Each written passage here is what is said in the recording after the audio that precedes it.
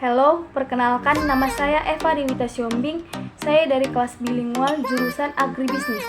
Di sini saya akan menjelaskan tujuan mulia dari salah satu perusahaan yang ada di Indonesia. Dengan dosen pengampu Mariza Nurcayani, SPMSI. Dengan mata kuliah Responsi Kewirausahaan. Perusahaan yang saya pilih ialah PT The Djarum. Tujuan PT The Djarum ialah memuaskan konsumen. Apa yang dilakukan perusahaan pada masyarakat? PT The Djarum merupakan perusahaan yang melaksanakan program CSR atau Corporate Social Responsibility, di mana yang memberikan dampak positif melalui aktivitas di lingkungan pelanggan, karyawan, dan sebagainya. Adapun 5 bidang kegiatan yang dilakukan PT The Djarum untuk masyarakat, yaitu yang pertama, layanan pendidikan, yang kedua, dinas sosial, yang ketiga, layanan lingkungan, yang keempat, layanan budaya, yang kelima, layanan olahraga. Apa permasalahan yang diselesaikan oleh perusahaan tersebut? Permasalahan yang pertama ialah harga biaya cukai. Permasalahan yang kedua ialah pesaing dari perusahaan PT The Djarum bukan hanya dalam negeri, melainkan dari luar negeri. Dan untuk strategi produknya, perusahaan memberikan produk yang bervariasi dan berkualitas dengan menyediakan sigaret kretek tangan, sigaret kretek mesin yang reguler, sigaret kretek mesin yang light atau ringan mesin. Untuk strategi harga, perusahaan menggunakan premium strategi.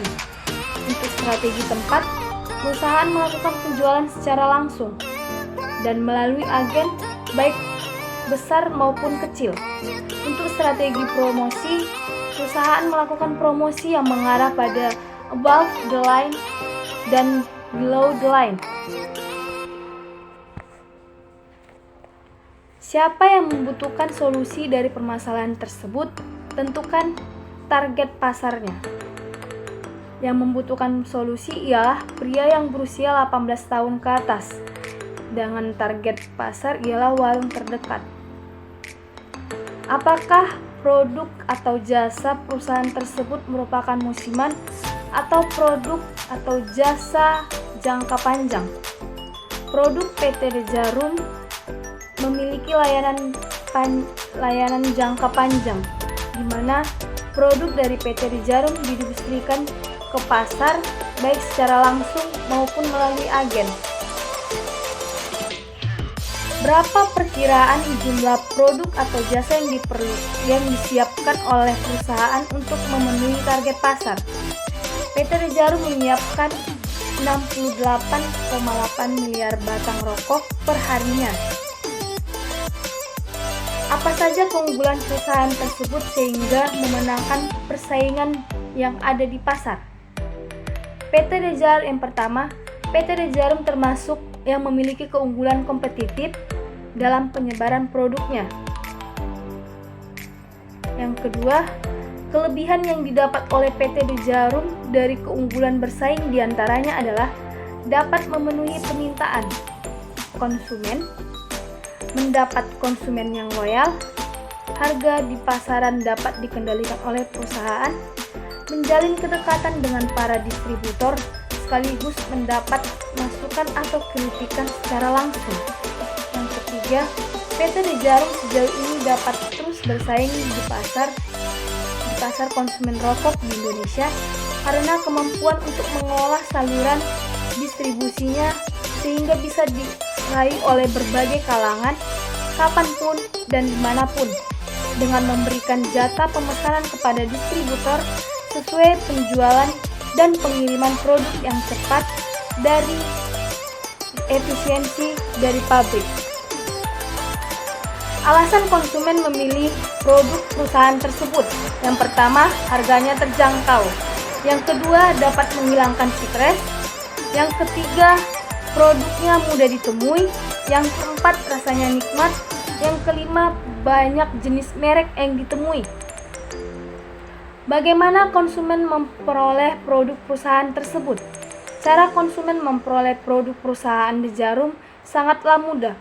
Produk The Djarum bisa kita temui di warung terdekat, supermarket, minimarket, dan di aplikasi penjualan online seperti Shopee, Lazada, dan aplikasi lainnya. Bagaimana perusahaan tersebut mengelola pelanggan? Yang pertama, melakukan promosi. Yang kedua, menjaga distribusi produk.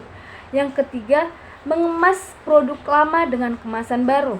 Yang keempat, menjaga kestabilan harga.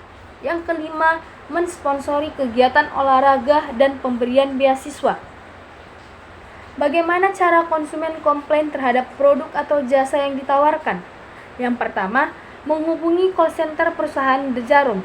Bila tidak ditanggapi, kita dapat menghubungi BPSK atau Badan Penyelesaian Sengketa Konsumen. Dan jika belum ditanggapi, kita dapat menghubungi BPKN, Badan Perlindungan Konsumen Nasional. Demikianlah penjelasan dari saya. Lebih dan kurangnya saya minta maaf dan terima kasih telah menonton video saya. Jangan lupa like dan komen.